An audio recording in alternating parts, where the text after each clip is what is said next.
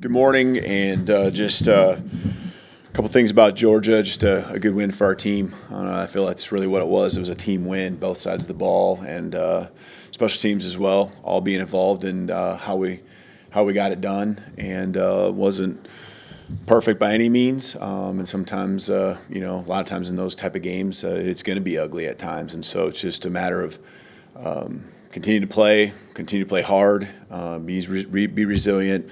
That our coaching staff did a really nice job of putting a plan together, and our guys really buying into that, and bye week and just staying the course and staying focused, and the build up to the game not being so much on the front end, but really emotionally and mentally getting prepared for the right time, late kickoff on a Saturday night, and just a great environment there. And I think our guys rose to the occasion. I appreciate, how they handled all the adversity that came their way. So they left it on the field. That's what I ask of them. Ask them to empty the tank, and they certainly did that. So they played for each other. I think that's been one of the themes that they've really focused on, and everyone's counting on them to do their job. And if they don't do their job, they're letting their teammates down. And I've actually asked them, to really understand that piece as far as, that I'm counting on them, and I understand they're counting on me too. And so a lot of young guys continue to get more and more experience, both sides of the ball, playing a number of true freshmen, and their experience is, I think, from week 1 to now through 4 games, really showing up, and we're going to continue to need those guys, and some redshirt freshmen as well that playing a lot of, really important towards our success. So appreciate the fans that went over there to Athens and supported us, and obviously coming back home to Bryant-Denny, place that it's just a great vibe, and we're going to need everything they got against a very good Vanderbilt team here coming up on Saturday. So Coach Lee, a ton of respect for him. I've known him for a long time. I knew a year ago you could see and feel the positive movement that they had inside the program. You could see the style of play, it being team football, and they continue to do that. So 5-0, ranked opponent coming into our house. So just got to continue to keep the focus on us. Keep ignoring the noise. That's been a huge, I think, strength that's become of our football team, and they got to continue to do that. Some guys, continue to learn, what it takes to come each and every week to play football here in the SEC. Thanks, Coach. Let's start with Chase on the far left. Yeah, there's a perception that the win over Georgia last year created some overconfidence, and it resulted in the team not taking Vanderbilt seriously enough just 7 days later.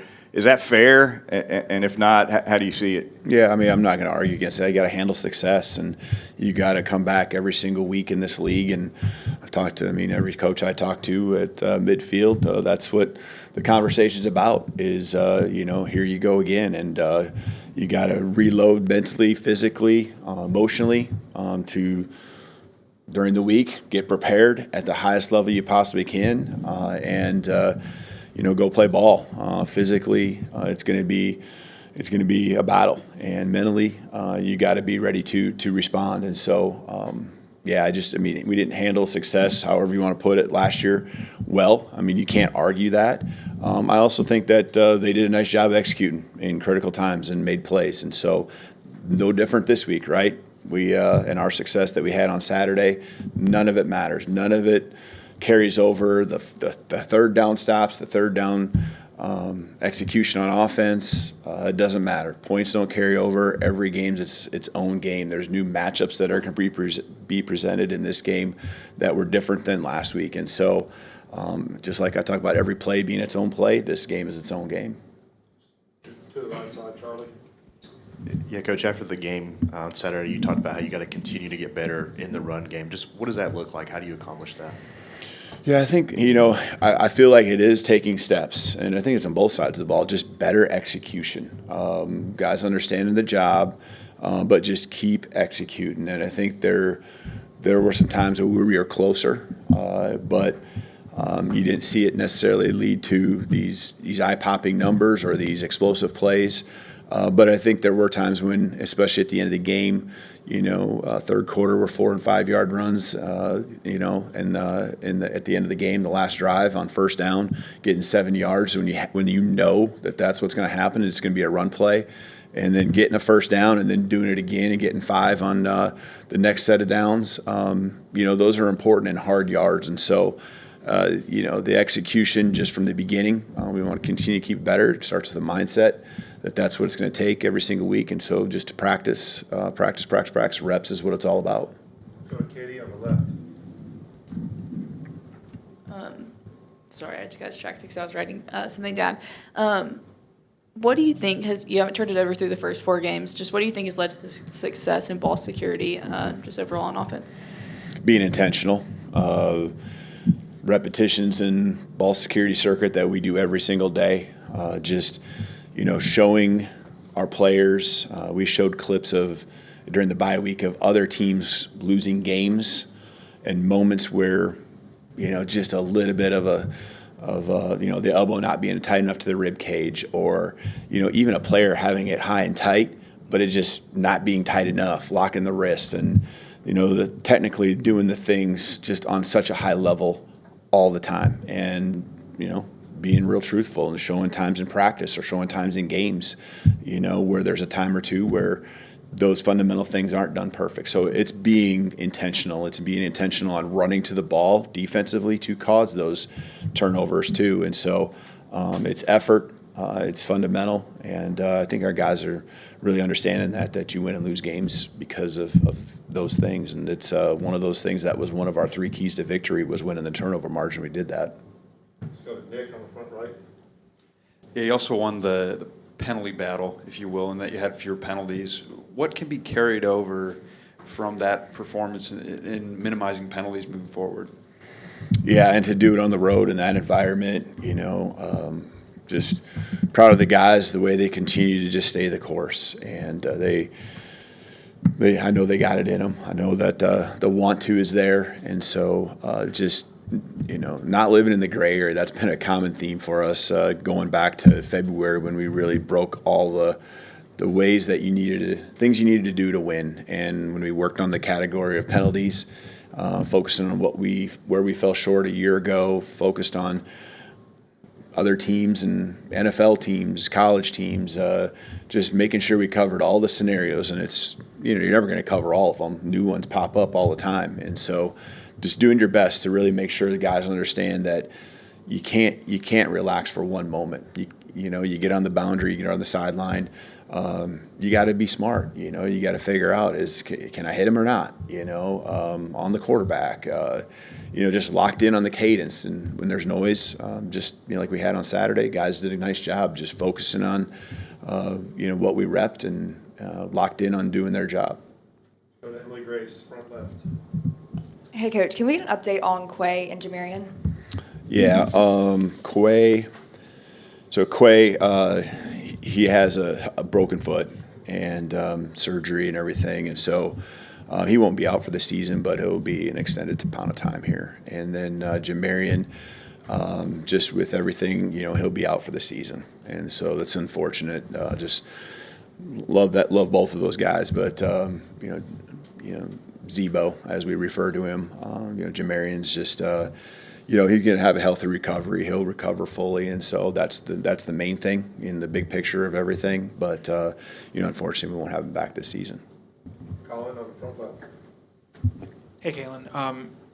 It seems like Ryan Williams over the course of the last few games, whether it's with drop passes or got a little flack about blocking ability against Georgia, has gotten some criticism. I'm curious about what you've seen from him, how he's handled that criticism, while also what your message to him has been over the course of the last few games to kind of overcome. Yeah. I mean, he knows he's just got to keep progressing, keep developing, keep working. And so what I know I see on the football field in practice every single day is a guy that is working hard at it. And so we know how skilled he is, how big of a threat he is anytime he's on the field. I thought he responded well. Had some nice catches and third down conversions. Had a ball late in the half there that was an explosive that helped us cross midfield and put points on the board. So I thought his response was really good, and he stayed focused. And I think really what he's locked in on is the team,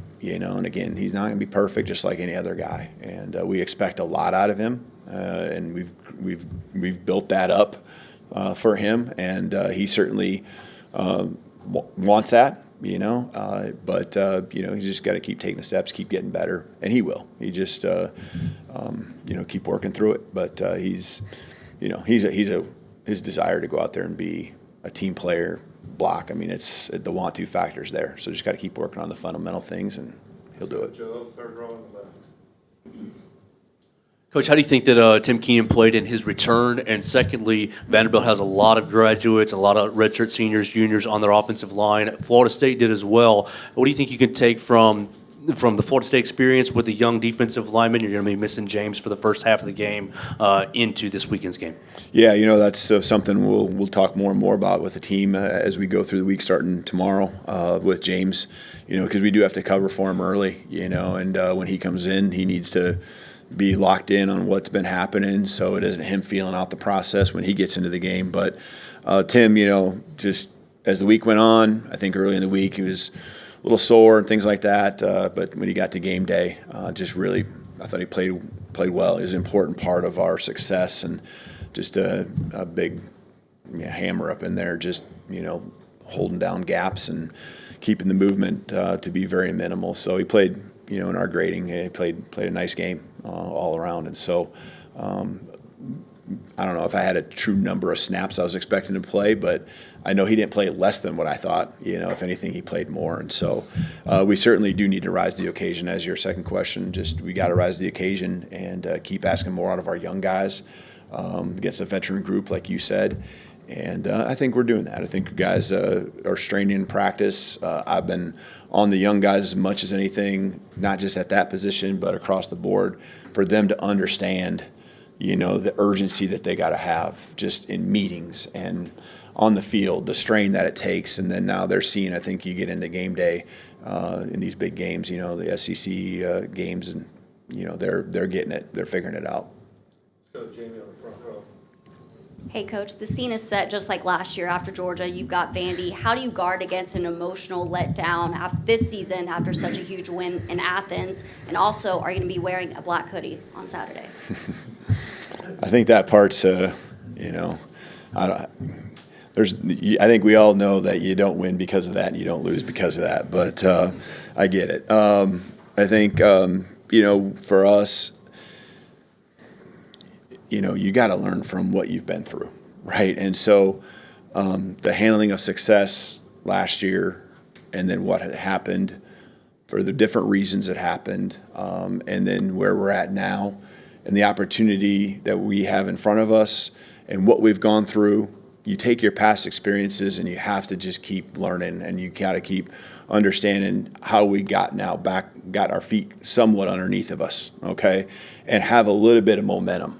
Okay, and it's just really, again, being intentional. I've referred to that in different ways here. Moving with purpose, that's a common theme right now. And just the energy and the edge that our guys have played with the last 3 games, we cannot lose sight of how important that's been. And we know every team that comes into our place, every team we play, is getting amped up and excited to play Alabama, and we've got to take on that challenge, not just on Saturdays, but Sunday through Friday, and be ready to go. Back right, Jonathan. Hey, Coach, the response to the adversity your team faced on Saturday just appeared to be night and day compared to some of the recent road games. What do you think the biggest difference was? Having gone through it and just continuing to not make it bigger than it is, keep it simple, but having gone through it and talking through it and just staying positive. I guess on the sideline, the best way I can explain it is I didn't ever feel when one side of the ball or the other was struggling, or couldn't finish a drive offensively, or had a letdown defensively, and you're frustrated because of an explosive run or something. I felt like it was all about the next play. I felt like it was all about man, I want to get back on the football field, and I know we can do this, and I'm going to just keep locked in on my job. And then each side of the ball, trusting the other one, is going to just give it everything they have and leave it on the football field. And, walking out of there, I don't think we were going to have any regrets on anything, because they were going to leave it out there. And so that's all I can ask of them, is just to give 100% effort. And, when 99 out of 100 isn't good enough. It's got to be 100 out of 100, because that's something you can control. And so, we've been pointing those things out whenever we fall just a little bit short. It's not okay that you gave 100% on all these plays in practice, and this one play, woulda, coulda, shoulda, that's the one that's going to hurt you. It's the one that's going to kill you. So just proud of the way the guys have responded, and I think the game certainly showed that. It felt that on the sideline. We had less guys travel. We have less staff on the sideline. And so it was about those 74 players. It's about the coaching staff. And it was, these guys kind of adopted an us against the world mentality. We got 2 more questions left. We'll go to Alex first, and we'll finish with Matt. Speaking of responses, what did you see from Connor after that missed field goal, and how would you just sort of assess the special teams plays through 4 games? Yeah, I think that kick in particular, I think we got to have better execution all the way from the snap to the hold to the kick. All 3 of them could do a little bit better and cover for each other. The kicker obviously can recover and help make it better, and it wasn't that much error on the other guys to where he couldn't make up for it. But they all 3 with that execution, I think, can do a better job. He's been solid. I think, again, as a special teams whole. I think the real slip up was against Wisconsin with a couple things with the kickoff. And again, we put ourselves in that spot to where we had to kick from our own 20 and cover a lot more space.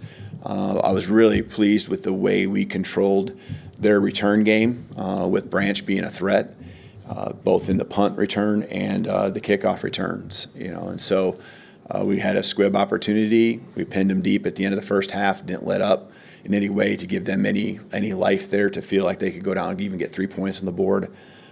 Kicking off, after we, held them deep on the first one that they tried to return.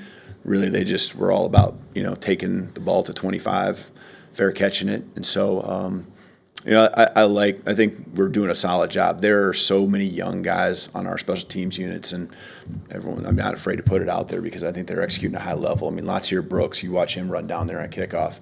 You see him on offense, but you see him doing his things there. And Dijon Lee and all those guys, I mean, they're seeing their opportunities, to go out there and play at a high level and put some good film out there for people to see. Matt wanted to clarify one thing. Yeah, on Jamarian, is there a chance he goes and tries to get a medical red shirt, or is he just completely done playing? Yeah, we haven't gone on that road yet. Really haven't seen him in person, just communicating. I know he's back here around the facility here now, too, here finally at the beginning of the week. So, but yeah, we haven't gone down that road yet, so don't have an answer for you there. Thank you, Coach. You bet. Thank you.